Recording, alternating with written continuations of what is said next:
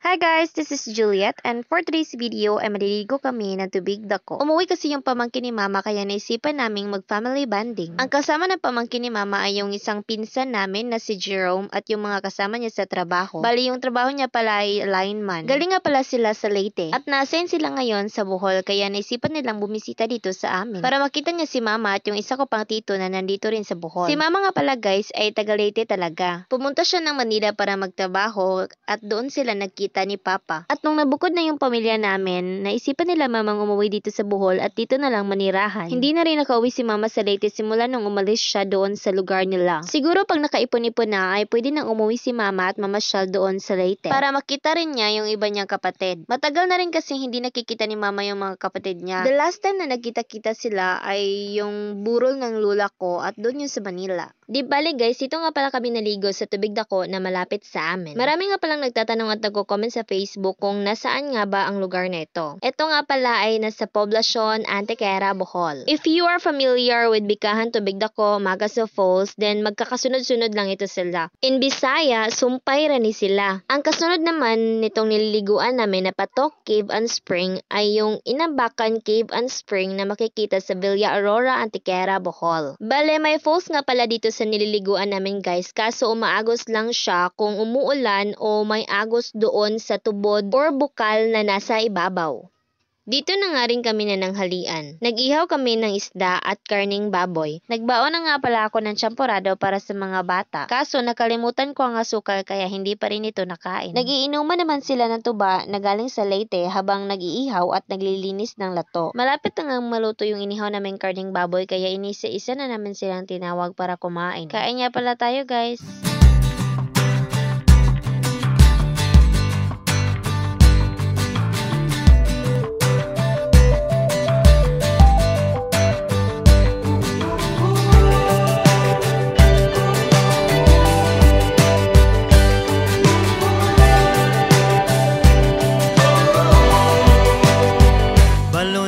Balon-balon ko ang larawan natong duhang hugay kurang agitipigan dala-dala sa matagadlaw akong taming sa kaguolog sa kamingaw dili lalim paginusara lalim mahilayo sa imong kiliran sa imong kiliran sa imong kiliran sa imong kiliran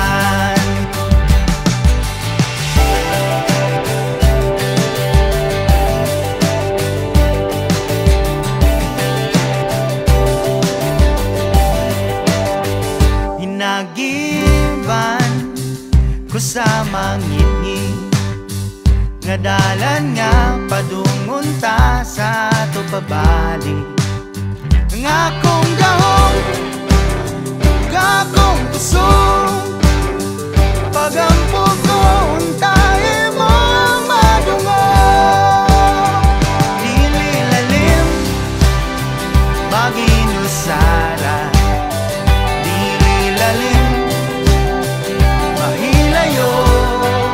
sa imong kiliran sa imong kiliran sa imong kiliran sa imong kiliran